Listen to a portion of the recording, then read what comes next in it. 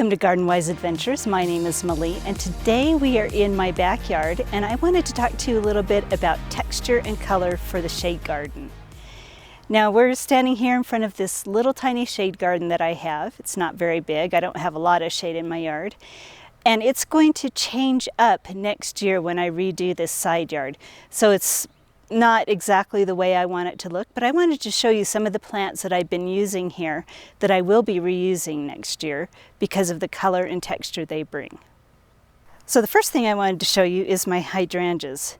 Now, most years, these bushes are probably about 10 years old. They're Hydrangea macrophylla, or in the summer, hydrangeas. Now, they generally look a little bit different this time of year. Usually they are completely covered in blooms where the bracts are changing colors to their mauve color. But we had a really late freeze this spring and it killed all of the flowers. Plus we're having a little bit of chlorosis problems, and I'm thinking that had to do a lot with what happened this last spring. Now I'm going to be adding some iron. I have added iron already.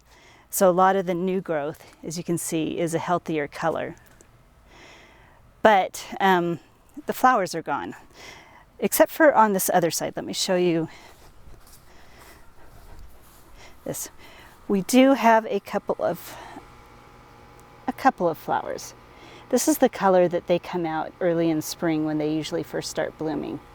And we're getting a few buds. We've got a little bit of drought stress going on here. I need to water them. But hydrangeas are wonderful, especially the macrophylla hydrangeas. They're wonderful for shade gardens. They bring all season texture and color to the shade garden.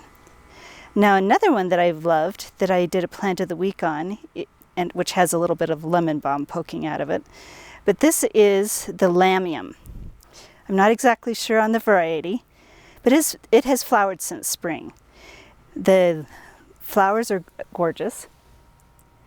The leaves, I love the variegation, and they really brighten up dark spaces. Another one that I love that's looking a little sad this time of year because of the earwigs and the slugs and snails is my Heartleaf Brunera. This one is Jack Frost. There are a lot of different varieties, but I love the leaves. They have beautiful blue flowers that pop up over the top of the plant in the spring. Now I did do a plant of the week video on this also, and I will link that above. But they are absolutely gorgeous plants when they're not completely eaten like this one. And they add a lot of texture and color to the garden. Here is my Hosta. I'm not exactly sure on the variety, but there are endless numbers of hostas of different sizes, different colors, different textures.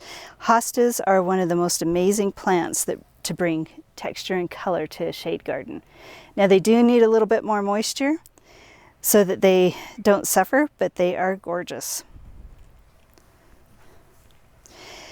Now another one that I am retrying that I've had a little bit of difficulty with, but a lot of people grow them quite well, is the Heuchera, or coral bells. So this is black pearl, I think, and I bought this at Progressive Plants. I did a video there with Cameron. It was supposed to be a plant of the week. It ended up being many plants of the week.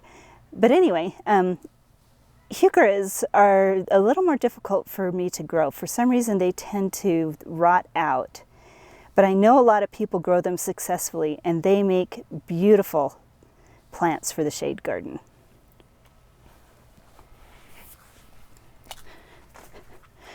Another one of my favorites that I can finally grow because I no longer have dogs, although I'd probably rather have the dogs, is my Japanese forest grass.